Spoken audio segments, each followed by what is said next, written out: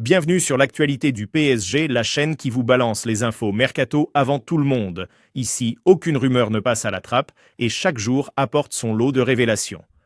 Alors abonne-toi et active la cloche pour vivre l'actualité du PSG en temps réel. C'est confirmé pour Lamine Yamal. Le PSG a vécu un mercato plutôt mouvementé l'été dernier. Après le départ de Kylian Mbappé, le club de la capitale a multiplié les pistes pour le remplacer. Les dirigeants parisiens avaient notamment des vues sur un certain Lamine Yamal, sensationnel avec l'Espagne lors de l'Euro 2024, et l'intérêt des Rouges et Bleus semble se confirmer. Le mercato a été plutôt agité pour le PSG l'été dernier. Le club de la capitale s'est séparé de Kylian Mbappé, qui a refusé de prolonger son contrat pour signer libre au Real Madrid. Les dirigeants parisiens se sont donc activés sur le marché des transferts pour lui trouver un remplaçant. Les Rouges et Bleus ont fini par signer Désiré Doué en attaque, mais d'autres noms ont été évoqués. L'intérêt du PSG confirmé pour Lamine Yamal aurait d'ailleurs l'objet d'un intérêt du PSG. Sport est même en mesure de confirmer la chose. Selon le média espagnol, le pensionnaire de la Ligue 1 aurait bien tenté sa chance pour la pépite du FC Barcelone il y a quelques mois. Lamine Yamal était réellement suivi de près par le PSG. Le FC Barcelone a bloqué son transfert selon certaines rumeurs. La formation parisienne aurait même lâché une offre sensationnelle que le FC Barcelone a refusée pour son prodige de 17 ans. Lamine Yamal s'est ensuite fait une place de choix dans le 11 d'Hansi Flick, puisqu'il y figure comme un titulaire indiscutable. Le PSG a peut-être manqué un gros coup sur le mercato. Panique au PSG, il annonce un changement avec Luis Enrique. En validant sa qualification pour la finale de la Ligue des Champions, le PSG aura une occasion en or d'ajouter à son palmarès cette prestigieuse compétition à la fin du mois. Pourtant, au début de la saison, rien ne laissait penser que le club parisien allait réussir une telle épopée. Alain Roche, ancien joueur du PSG pendant les années 1990, s'est confié sur le déclic qui a transformé l'effectif de Luis Enrique. Ancien international français, Alain Roche a eu le temps de gagner 6 titres avec le PSG durant son passage entre 1992 et 1998. Le défenseur central s'est exprimé sur ce qui a permis aux joueurs de la capitale de franchir un cap et d'être capables aujourd'hui de prétendre au titre en Ligue des Champions. Le gros déclic du PSG, auteur d'un début de campagne européenne un peu hésitant, le PSG aurait pu passer à la trappe. Mais depuis 6 mois, l'équipe affiche un niveau de jeu impressionnant et le club a réussi à passer les étapes avec succès, à commencer par une victoire contre Manchester City. Luis Enrique travaille depuis 2 ans maintenant, mais je pense que le déclic s'est produit lorsque l'équipe a battu Manchester City à domicile en Ligue des Champions. Ils perdaient 0-2 et ont gagné 4-2, c'était le changement clé. C'était spectaculaire, déclare Alain Roche lors d'un entretien pour Relevo. Luis Enrique a révolutionné l'équipe.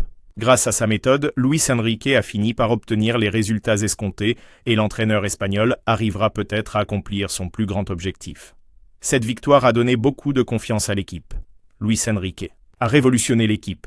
Il a cherché les mots justes pour motiver les joueurs, afin que cette équipe ait la confiance dont elle a besoin.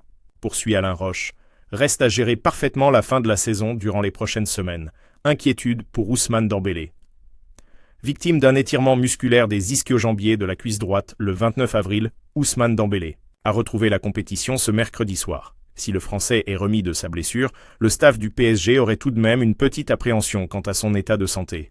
Par conséquent, Luis Enrique ne devrait pas prendre de risque à Montpellier ce samedi soir. En déplacement à Arsenal, le mardi 29 avril, le PSG a remporté la demi-finale, allée de la Ligue des Champions, mais il a perdu Ousmane Dembélé. En effet, le numéro 10 du club rouge et bleu est sorti sur blessure, souffrant d'un étirement musculaire des ischio-jambiers de la cuisse droite. Dembélé, le PSG a une petite appréhension. Incertain pour PSG Arsenal, Ousmane Dembélé a finalement participé à la victoire de son équipe ce mercredi soir 2-1, ayant disputé une trentaine de minutes. Malgré tout, l'attaquant de 27 ans pourrait ne pas jouer face à Montpellier ce samedi soir. PSG, Dembélé préservé contre Montpellier. Selon les informations de RMC Sport, Ousmane Dembélé est remis de sa blessure. Toutefois, le staff du PSG aurait toujours une petite appréhension concernant sa cuisse. Ainsi, Luis Enrique devrait préserver Ousmane Dembélé ce samedi soir, et ce, pour ne pas prendre de risques. Pour rappel, le PSG se déplace à la Mosson du Montpellier HSC, et ce, pour le compte de la 33e journée de Ligue 1, l'Italie tente de déstabiliser Donnarumma, auteur d'une performance encore une fois XXL contre Arsenal, mercredi soir. Au Parc des Princes, Gianluigi Donnarumma sera l'un des atouts majeurs du PSG en finale de la Ligue des Champions contre l'Inter. Toute l'Europe a été épatée par les prestations du gardien de but italien du Paris Saint-Germain, au point même que Gianluigi Donnarumma est clairement candidat au trophée Yachine de meilleur gardien de but de l'année, et pourquoi pas, dans le top 10 du Ballon d'Or. À désormais 3 semaines jour pour jour de la finale de la Ligue des Champions face à l'Inter, c'est l'avenir du colosse parisien qui suscite également l'attention de plusieurs clubs, Gigio Donnarumma n'ayant toujours pas prolongé son contrat avec le PSG à 1 an de la fin de ce dernier. Tandis que la presse anglaise a évoqué une possible offre de 60 millions d'euros transmise à Nasser Al-Khelaifi par les dirigeants de Manchester United, en Italie aussi, on s'invite dans ce dossier le retour de l'ancien gardien de but de l'AC Milan en Serie A étant évoqué par Alfredo Pedula, célèbre journaliste transalpin.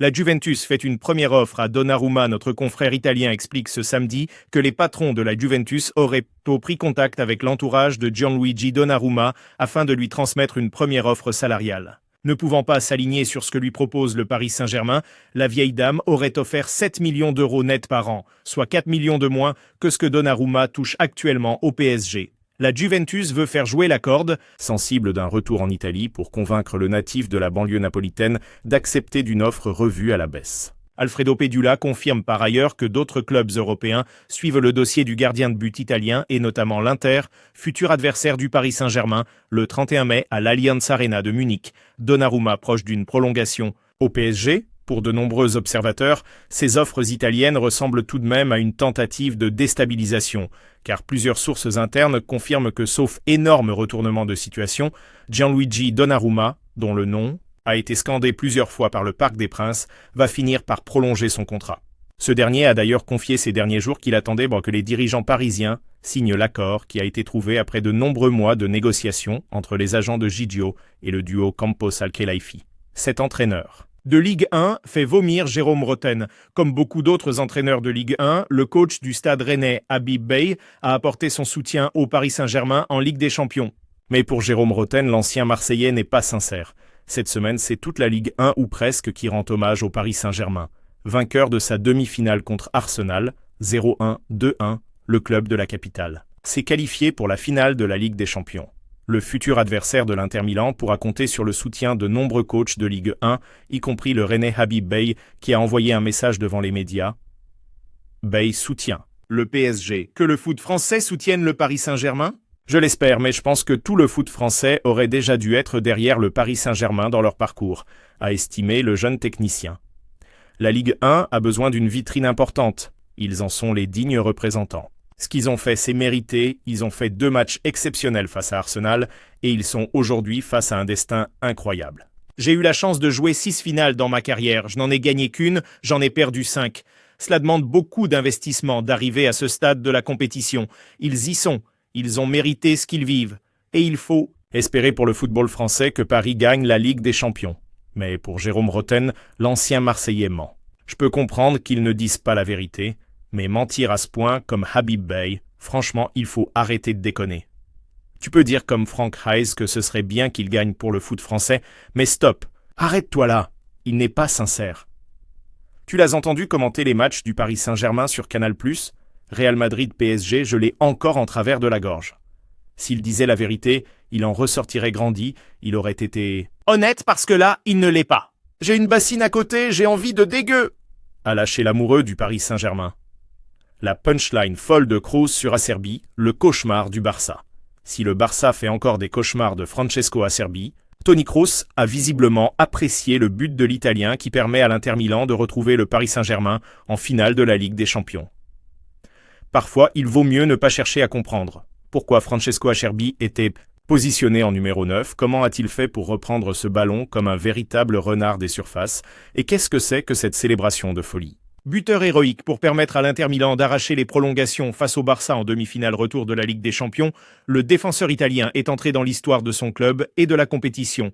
Devenu la coqueluche des supporters, celui qui a inscrit le premier but de sa carrière en C1 a aussi fait kiffer un certain Toni Kroos. L'ancien du Real Madrid s'est offert une jolie punchline pour décrire le cauchemar des Blaugrana. Si je devais choisir entre un système d'alarme, un berger allemand et un Acerbi, il a d'abord évoqué cette rencontre folle. Je ne veux pas dire que je suis un fan de l'Inter, mais peut-être que les 10 dernières années ont fait quelque chose en moi, que je suis un peu plus contre le Barça, mais d'une certaine manière, J'étais un peu excité pour l'Inter, heureux quand le score était de 3-3, a-t-il d'abord admis. Il a ensuite évoqué le cas Acerbi. Si je devais choisir entre un système d'alarme, un berger allemand et un Acerbi devant la maison, je choisirais Acerbi. C'est de la pure mentalité. Mais aussi Dumfries ou Bastoni, ce sont des machines, ils ont fait basculer le match 2 fois, tout simplement chapeau. Et aussi au Barça, une grande publicité pour le football, parce qu'on avait l'impression que tout pouvait changer à chaque minute, a-t-il lancé. Même en tant qu'ancien du Real Madrid, il a tenu à féliciter le Barça pour le jeu produit. Mais la façon dont il joue au football, il faut vraiment féliciter Hansi, c'est juste un spectacle. Mais lequel est le meilleur? L'Inter a terriblement bien défendu, mais a marqué 7 buts. Si t'as aimé, lâche ton like, commente et dis-nous ce que t'en penses. Partage à tes potes fans du PSG, qu'ils soient à Paris ou partout dans le monde. Abonne-toi pour ne rien louper des prochains scoops explosifs. Et surtout, allez Paris.